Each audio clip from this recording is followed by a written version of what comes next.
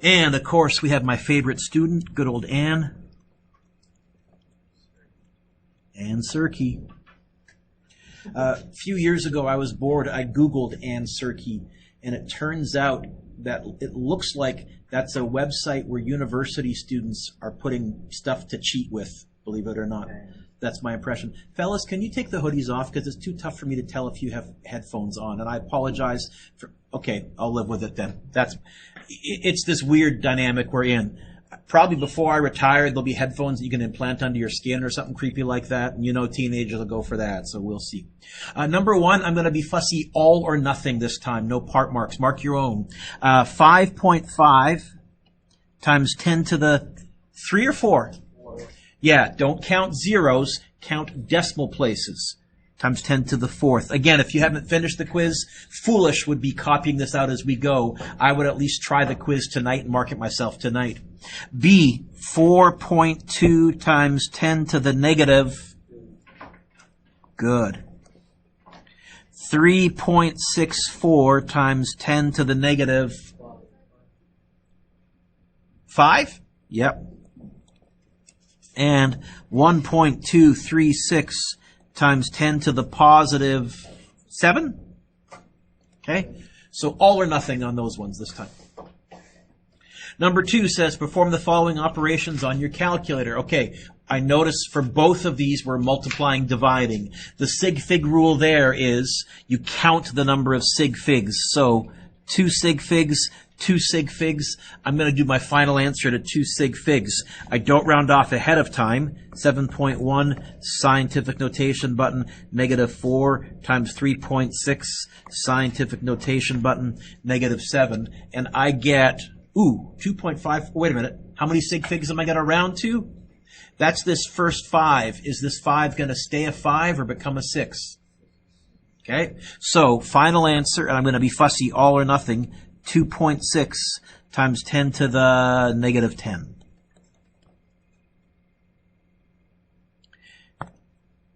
Three sig figs, 2 sig figs. I'm going to go to 2 sig figs in my final answer. 1.42 scientific notation button, negative 5, divided by 4.3 scientific notation button, negative 15. How many sig figs am I going to go to in my final answer? Well, I guess the second sig fig is right there. So is that 3 going to stay a 3 or become a 4? Stays a 3. But I'm going to write this in scientific notation. So I guess it's going to be 3.3 times 10 to the 9. Yeah, 9. Yeah. Yeah, 9. Okay. All or nothing. Well, I'll stay consistent in my coloring. I'll do it in red, I guess. 3.3 times 10 to the 9th. Adding and subtracting with sig figs and scientific notation is a bit trickier. What I tend to do is unscientific notation it. So I saw 6.0 times 10 to negative 3. I said that's 0.006. And I've got to write that extra 0 because they put it in the original number. There is a 0 after the 6. It just, okay, I'll write it. And then the second number is 0.00035. We go to decimal places. This is to 4 decimal places. This is to 5 decimal places. I'm going to go to 4 decimal places. I type it into my calculator, 0.0060 plus 0.00035. I'm going to go to 4 decimal places. So I end up with 0.000635. The 4th decimal place is right there. Is that 3 going to stay a 3 or become a 4? So it's going to end up being 0.0064, or, in scientific notation, 6.4 times 10 to the, yes. I don't think I put an adding and subtracting with scientific notation on your quest. In fact, I know I didn't. Okay, now we get to some unit conversions. Well, you know what? I'm going to write down what they gave me. 3.0 seconds. Now, again, let me emphasize, if you're getting every single one of the unit conversion questions correct, and you have no problem doing unit conversions, and you're always getting the right answer, but you're doing a different method, I'm fine with that. If you're getting stuff wrong, what you've really learned is a method that only works some of the time. I think I made the joke that I call this sort of the Sauron one ring of power to rule them all method, because it works for anything. I even pulled this out on a second-year calculus test when I was in university. So what am I going to do now? Where am I going to put seconds? Bottom. What's going to go on the top? Milliseconds. But now I have to do the metric thing. 10 to the milli is 10 to the negative 3. Where is that going to go? Where the milli isn't, which in this case is on the bottom. And I think if you type this into your calculator, you get 3,000, is that right? Milliseconds. You could have written that in scientific notation. It didn't say, but you could have written 3 times 10 to the third. How can I tell that B is a two-step question just at a glance? Because, Cole, I'm going from one metric prefix to another metric prefix. Here I was going from no prefix to one. That's a one-step. This is going to be a two-step. I'm going to get rid of kilo, step 1, and then I'm going to introduce milli, step 2. But I'm still going to start out by writing down what they gave me. Kilograms, get rid of it, just grams, and kilo is 10 to the 3, and that goes where the kilo isn't. Grams on the bottom, milligrams on the top. Again, what I really like about this method, Tyler, is if I do my unit cancellations, I have a built-in error check. All that's left is milligrams on the top. I've probably done this right as long as I remember where to put the 10 to those. And the 10 goes where the milli isn't, on the bottom. So it's going to be 25 times 10 to the 3 divided by 10 to the negative 3. I think you're going to get a 25 and 6 zeros. And if you wrote that full marks, if you wrote that in scientific notation as 2.5 times 10 to the 7th full marks, I will take a half mark off if no units though. I'll write both. 25, 1, 2, 3, 4, 5, 6 zeros milligrams, or 2.5 times 10 to the 7th milligrams. Then we turn or go to the next page. I have a feeling C, you're going to get a really big answer because a gigagram is really big and a microgram is really small. So if you're converting something really big and you're asking how many small things fit into it, I think it's going to be a lot. I bet your scientific notation is going to be like in the 10 to the 20 range or something like that. But again, it's a two-step. And Brian, what am I going to do first? Write down what they gave me. 3,240 gigagrams. I want to get rid of giga. Grams. Giga is 10 to the 9th. I'm going from memory. Is that correct? Where the giga isn't. If I stop there, I'm in grams. I want to keep going. I want to get rid of grams and bring in micrograms. Micro is 10 to the negative 6. So it's going to be 3240 times 10 to the 9th divided by 10 to the negative 6. I said in the 10 to the 20 range, we're close. 3.24 times 10 to the 18th. Is that correct? Yep. Tyler says yes. And that is micrograms. Did anybody write that out longhand? I hope not. Okay. It'd be a 3, a 2, and a 4, and then you'd have 16 zeros. 4.6 decades into seconds. Okay, I wrote down what they gave me.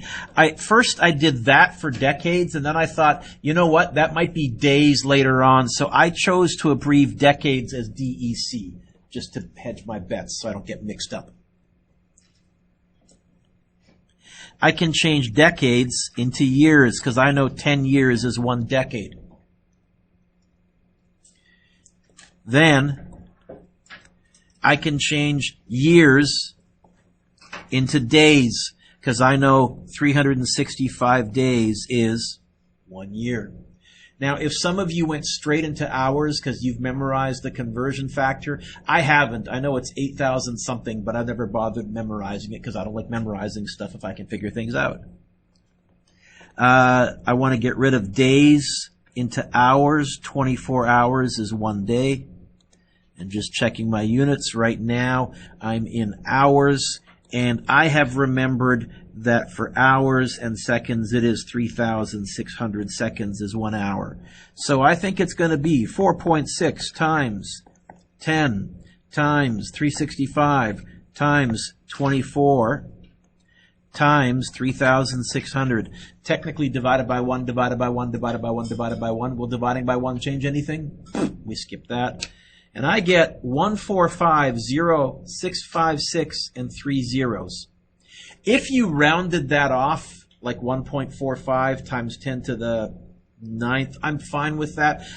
Because they didn't say to round off, I'm going to write the whole answer. And I think once I write all the digits, it's going to be shorter. Just add the 3 zeros, then write it in scientific notation anyways. So 1450656. 1450656, 1, 2, 3 seconds. I think that's correct. E. Kilometers per nanosecond into centimeters per terasecond. These are just dumb units that I'm making up, but okay. Am I going to ever write a slanty fraction? No, no. I'm going to write my fraction as 325 what do I write? Kilograms. Kilometers on the top, nanoseconds on the bottom. I would never write kilometers per nanosecond because then you can't tell what's on the top and on the bottom. I always write my fractions vertical. I'm going to get rid of kilometers and change it into centimeters. Kilometers, meters, 10 to the third. And then get rid of meters, bring in centimeters, 10 to the negative 2. Then I'm going to get rid of nanoseconds and change it into teraseconds. Again, 2 steps. I'm going to get rid of nanoseconds, which this time is going to be on the top. Nano, I think, is 10 to the negative 9. And then I'm going to get rid of seconds and bring in teraseconds. Tera, is it 10 to the 12? Is that right? Okay. Checking my units, I have centimeters left on top and teraseconds left on the bottom. So this should work. 325 times 10 to the third times 10 to the 12th divided by 10 to the negative 2 and divided by 10 to the negative 9. Looking for typos, I think I'm good. We're going to get a really big number here. Do you get 3.25 times 10 to the 28th?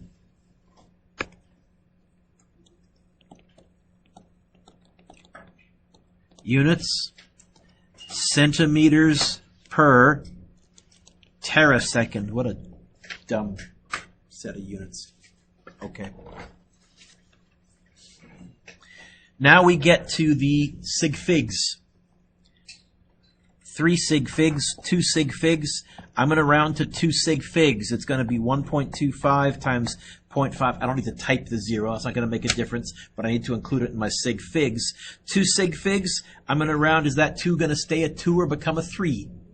So final answer, all or nothing, 0.63. You can put the 0 in front, 0.63. That's not significant. 3 sig figs, 4 sig figs. I guess I'm going to go to 3 sig figs. 51.3 times 3.940. I guess just 202 even. Right? 3 sig figs, 4 sig figs. I'm going to go to 3 sig figs. 4.37, scientific notation button, 3 divided by 0.00856. I guess the third sig fig is the 0. Is the 0 going to stay a 0 or become a 1? Aaron, is the 0 going to stay a 0 or become a 1? Okay. Why would it be wrong to just write 511?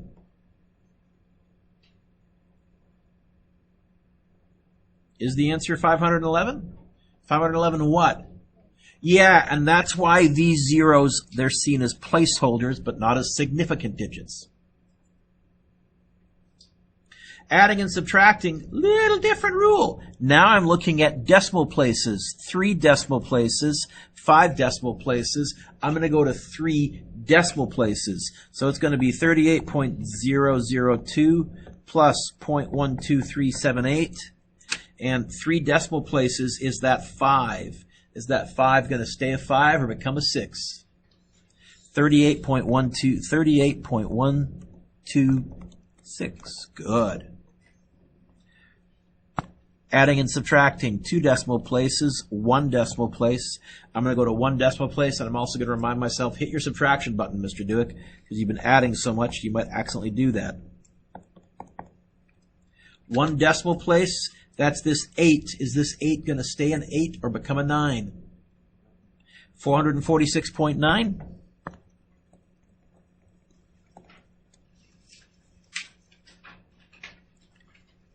Okay, number 6. Had a number you asked me about this one. I'm going to walk you through how to solve it, and then I'll show you how I would give up part marks. Brian, the first thing I'm going to do is write down what they gave me. What did they give me? They want me to convert 48 parrots. So I wrote 48p. And then I looked at this question and I said, okay, what can I change parrots into? Zebras? So you're saying I can put parrots on the bottom and zebras on the top. Moses, what's the conversion factor? How many zebras to how many parrots? If I stopped there, I'd be in zebras. What can I convert zebras into? So I'm going to use I'll use DO for donkeys instead of days. What's the conversion factor? Monkeys. You said monkeys. I heard donkeys for some reason. I didn't think I'd put donkeys in this question. And you're telling me, Brian, 1 zebra is 8 of those? Yeah. What can I convert monkeys into? Gorillas. So MON on the bottom. Gorillas. And it looks like 1 gorilla, 6 monkeys. What can I change gorillas into? So, gorillas on the bottom, lions. And I've had a few of you say, Mr. Dewick, how will I write this? You'll go 2 lions is 5 gorillas. I had one person say, do I need to make that like a 0.4 or a 2? No. We're good. Just like that works. Anything on the top, what am I going to do? Anything on the bottom, what am I going to do? And I think when you crunch the numbers, I'm going from memory, I didn't do this in my head, it's 5.12 lions. If you got this, you get 3 out of 3. Otherwise, here's how I would mark this. If you wrote down what they gave you, I would give you 1 mark just for doing that. If you tried to build a chain, but you made a mistake, I would give you 1 mark for just trying to build a chain. I would give you a half mark for the answer, and then a half mark for the correct units. So if you forgot the units, I would give you 2.5 out of 3.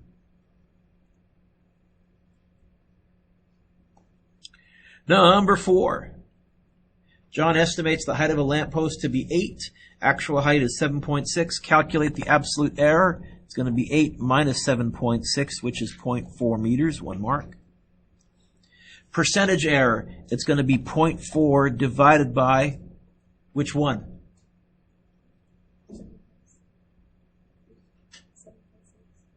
I've heard someone say 7.6. I've heard somebody say 8. You divide by the one that you know is right. Which one do we know is correct? You're going to divide by 7.6.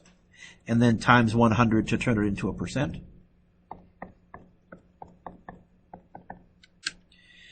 I didn't specify how many sig figs to go to here. So if you said 5.3, I'm fine with that. If you said 5.2, I'd take a half mark off and I'd say we round off. We don't chop off. If you said 5.26, I'm okay with that. I'm going to go with 5.26%. I'm okay with that because technically 0.4 is 1 sig fig. I'll live with it. Can you give yourself a lovely score, please, out of 22? If you need to lawyer with me, now is the time. Let me pause the video.